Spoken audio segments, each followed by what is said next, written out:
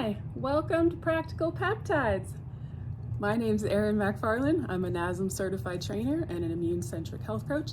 And today we're going to talk about oxytocin, the love hormone. That's why I have my cute little kissy face bears. So, most people have heard of oxytocin as being involved in when we fall in love, when we're pregnant, women pregnant and have babies, when we breastfeed, and it is definitely involved in all of those events. But it has a lot of other interesting applications and functions, and shows a lot of promise in things that are common amongst our population that we struggle with, so chronic illnesses, disease, that sort of thing. So I was excited to talk about oxytocin because I tend to try all the peptides that I talk about here, because I like to know how something works, what it feels like, what the experience of being on that peptide is like.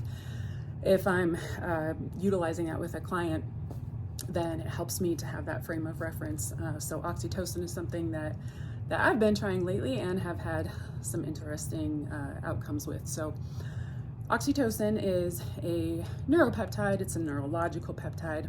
In a previous video, I talked about different types of peptides, so you can go back and watch that. Also, like, subscribe. So we have growth hormone peptides, different types of peptides that are produced in different places in the body, have different applications in the different body systems. So oxytocin is a neurological peptide.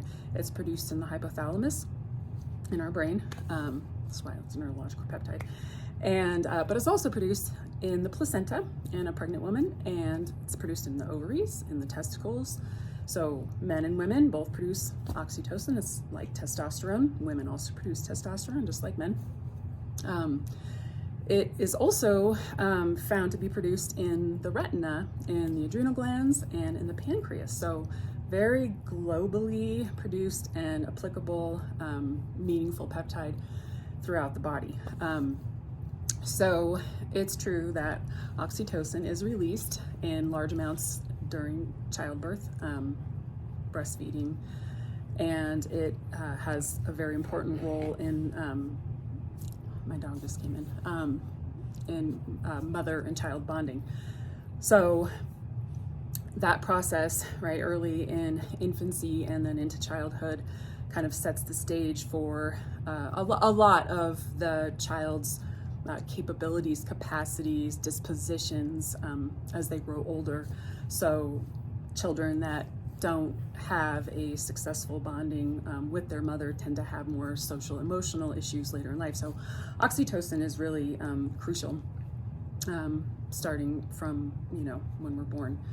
And aside from that, there's a lot of new research that's showing a lot of promising effects on different on other non-love related bonding outcomes. So, or want to say, has a different applications for situations outside of what we commonly associate oxytocin with. So it appears that oxytocin can confer cognitive benefits. So increases in cognition. So taking tests, right, memory, recall. It has a role, a function in that. So that is a promising tool that people are looking at, right, for as we get older and our memory and our cognition starts to decline. Increasing oxytocin levels can seem to improve that. It is very interestingly something that I work with a lot of people on, involved in our metabolic health. So people that have diabetes, insulin resistance, which typically they go hand in hand, they have significantly decreased levels of oxytocin.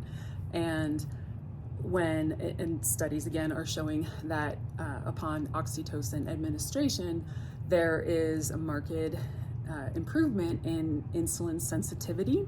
So meaning that our body's ability to utilize glucose, to store glucose, right? So we need insulin in order to have glucose function in a healthy way in our body. So oxytocin seems to improve glucose uptake in our muscles, which is an amazing outcome, because people don't really realize how crucial that ability for our muscles to uptake glucose is when it comes to metabolic health. So oxytocin plays a role in that. It also is involved in lipid oxidation, so basically our body's ability to burn fat. So the ability to not convert glucose to stored fat, meaning it will help shuttle glucose into muscle and not fat tissue, and our body's ability to tap into our stored energy, our body fat, and burn it as energy. So those are both very, very positive side effects of oxytocin. It also seems to help regulate our hunger signals. So you can kind of think too, and it makes sense that, when a lot of people say, like, when we're happy or we fall in love, we sort of kind of lose our appetite. There's increased oxytocin levels when we fall in love, right? When we have sex, all of those things. And so it has an effect on our hunger signals, and which then is also tied back into our metabolic health, right? So typically we have to decrease our energy intake in order to improve our insulin sensitivity and lose weight. So oxytocin seems to do that. It also is looking to be beneficial to decrease anxiety. And this is one of the interesting things that I have noticed. I've started taking it, and it has a couple different delivery methods. So the different peptides can be administered. They're bioavailable in different methods of delivery. So some peptides are bioavailable, meaning we can utilize them, right? Our body absorbs them and utilizes them orally. Pretty much every peptide is bioavailable subcutaneously, so through injection, and others are, especially a lot of neurological peptides, are available, bioavailable through an intranasal spray. So oxytocin is one of those that is available and efficacious through a nasal spray. Taking that seems to help lower or improve symptoms of anxiety. It seems to also improve the quality and duration of sleep. I have noticed that it has helped the quality of my sleep. I seem to sleep more deeply and just sort of more calm in general. So just observationally, I've experienced those side effects, those effects. And in other studies, it does seem to have beneficial outcomes for treating anxiety disorders.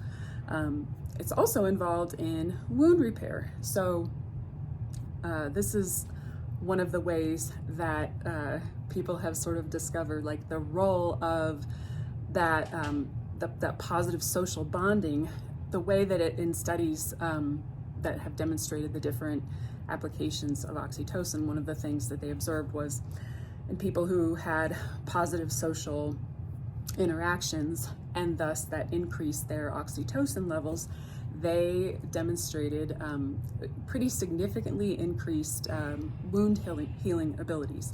So the presence of oxytocin seems to speed up wound healing and improve the outcomes of any type of wound healing process.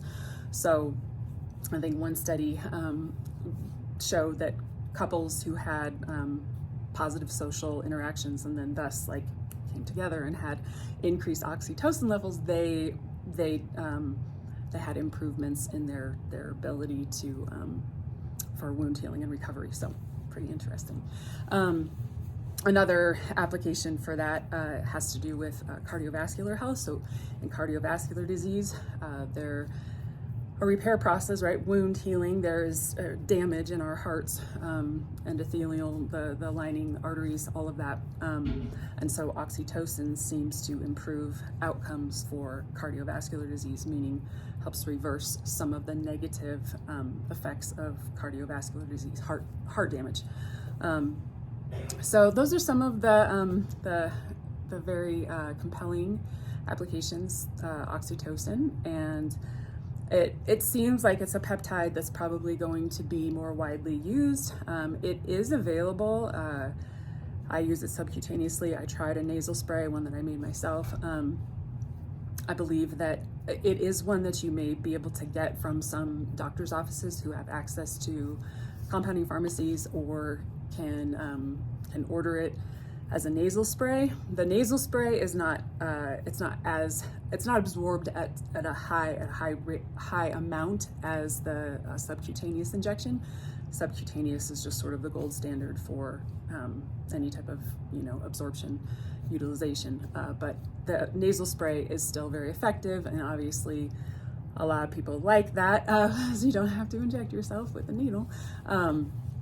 But I have noticed that the subcutaneous, you have to use a very, very low dosage. And again, I haven't done any videos, and I would like to get to making some videos about peptide, where to purchase them, how to reconstitute them, dosing, all that stuff. But just as a quick little aside, when you do use subcutaneous oxytocin, you use very low dosage. You will notice when you use either form, if you end up trying it, nasal spray or subcutaneously, you get almost like a flush, if you've taken niacin, like flushing niacin, you get that like flush, headache. It's like a vasodilator, so you feel a little bit woozy, a little bit dizzy, kind of a headache. So it's something to keep in mind. It's a very normal response. For me, it tells me that what I'm using is working. So you just don't want to overdo it too much. So that's just something to keep in mind if it is a peptide that you decide to try. So thanks for watching today. Please like, subscribe, share my videos. You can watch my silly wood chopping videos. Everybody seems to have opinions about how I should or should not split wood. They're just for fun. Please leave any questions, comments. I really like to hear feedback. If there's a particular topic that you'd like me to talk about, please feel free to share that. And again, I will have my contact information in the description of the video. So thanks so much. Take care and have a very good day.